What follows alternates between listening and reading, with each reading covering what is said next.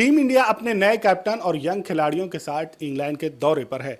ऐसे में एक्सपर्ट्स का मानना यह है कि टीम इंडिया को यहां हार के अलावा कुछ नहीं मिल सकता। माइकल वॉन का कहना है कि टीम इंडिया एक मर्तबा फिर से इंग्लैंड में हारने के लिए आई है, जबकि दूसरी तरफ ग्रेम स्वान का कहना है कि इंडिया का इंग्लैंड दौरा ये सिर्फ और सिर्फ एक वार्म अप मैच है, यानी कि एशियंस की जो तैयारी करनी है वो इंडियन टीम इंग्लैंड को कराने के लिए आई है। मतलब आप इससे अंदाजा लगा सकते हैं कि वो इंडियन टीम को कितना हल्के में ले रहे हैं, और वो इस वजह से कह पा रहे हैं क्योंकि इंडिया और इंग्लैंड सीरीज का जो अभी तक का रिकॉर्ड रहा है उसमें हुआ भी यही है।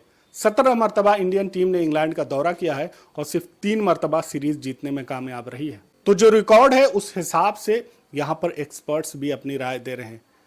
आप अंदाजा लगाइए कि यहां पर टीम इंडिया के बड़े बड़े बल्लेबाज रहे, चाहे वीवेश लक्ष्मण हो, राहुल द्रविड़ हो, सचिन तेंदुलकर हो, गांगुली हो, ये तमाम गए लेकिन इंग्लैंड के किले को फतह नहीं कर सके। कैप्टन की अगर बात करें तो श्रीनिवास हो, सुनील गावस्कर हो, उसके बाद मोहम्मद अजहरुद्दीन हो, गांगुली हो, या फिर महेंद्र सिंह धोनी और विराट कोहली, ये तमाम बड़े और महान कैप्टन इंग्लैंड गए लेकिन वहां पर उन्हें जीत नहीं मिली। और इसी चीज को देखते हुए इस तरह के बयान दे रहे हैं। लेकिन जिस तरह की पारी यहां पर पहली और दूसरी पारी में इंडियन बल्लेबाजों ने की है वो एक अलग नजरिया पेश करती है। अब ऐसे में टीम इंडिया अगर सीरीज जीत जाती है तो टीम इंडिया के लिए और शुभमन गिल के लिए यह बहुत बड़ा चमत्कार होगा। तीसरे नंबर पर हम बात करते हैं डेल स्टेन की। डेल स्टेन यहां पर इन दोनों एक्सपर्ट से अपनी अलग राय रखते हैं और उनका मानना यह है कि टीम इंडिया अभी जो टीम इंडिया की पोजीशन है उस हिसाब से टीम इंडियन के जो बल्लेबाज हैं या गेंदबाज हैं वो फाइट जरूर करेंगे लेकिन सीरीज हार जाएंगे। और यहां पर उनके मुताबिक, डेल स्टेन के मुताबिक, इंग्लैंड 3-2 से सीरीज जीतने वाली है, यानी 3 मैच इंग्लैंड जीतेगी, 2 मैच टीम इंडिया जीत सकती है और 1 मैच ड्रॉ। तो उनका यह मानना है, लेकिन वो भी ये मान रहे हैं कि टीम इंडिया को यहां पर सीरीज गंवानी ही पड़ेगी। मांजरेकर का भी मानना यह है कि टीम इंडिया फाइट जरूर कर सकती है, लड़ जरूर सकती है, डिफेंड जरूर कर सकती है, लेकिन सीरीज जीतना उनके लिए काफी मुश्किल होगा।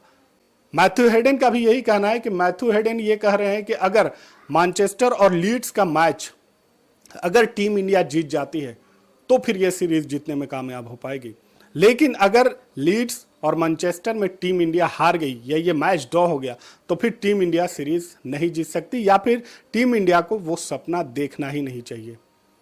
तो मैथ्यू हेडन हो, डेल स्टेन हो, ग्रेम स्वान हो, माइकल वॉन हो, ये तमाम बड़े एक्सपर्ट्स का मानना यह है कि टीम इंडिया को यहां पर सिर्फ और सिर्फ हार ही मिलने वाली है।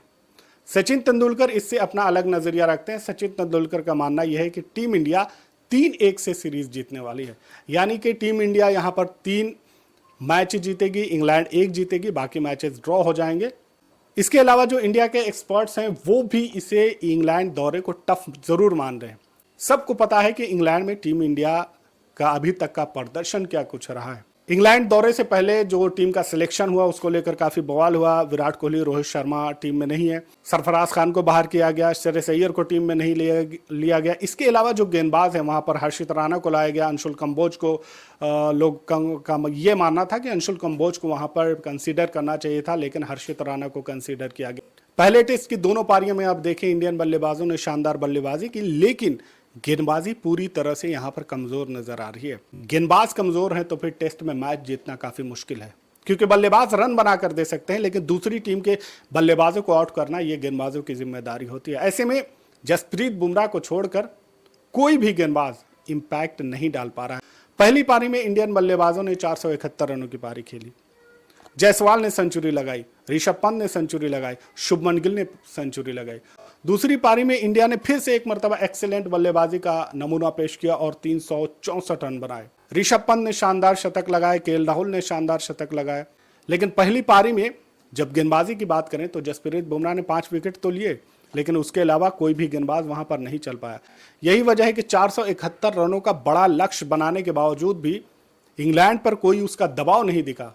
पहली पारी में इंग्लैंड ने भी 465 रन बनाने में कामयाब रहे, और वो सिर्फ इस वजह से क्योंकि गेंदबाज उस तरह से परफॉर्म नहीं कर पा रहे। इंडिया ने जहां 113 ओवर में 471 रन बनाया, वही सिर्फ 100 ओवर यानी 13 ओवर कम में इंग्लैंड ने 465 रन बना दिए।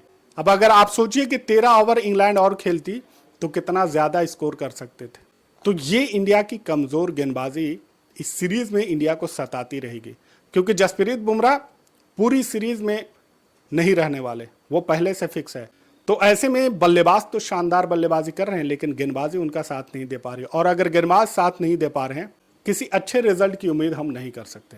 इंग्लैंड का दौरा टीम इंडिया के लिए हमेशा से मुश्किल रहा है, लेकिन इस मर्तबा नए कैप्टन है, यंग टीम है, बल्लेबाजों ने शानदार बल्लेबाजी की, गेंदबाजों को अपना जलवा दिखाना है और अच्छा मौका है। यंग टीम है, नौजवान खून है, बस यहाँ पर गेंदबाजों को चार्ज होना है। गेंदबाजी अगर यहाँ पर चार्ज हो जाती है तो टीम इंडिया के लिए ये तमाम जो एक्सपर्ट्स की राय है ये पूरी तरह से उनके मुंह पर उल्टी पड़ने वाली है।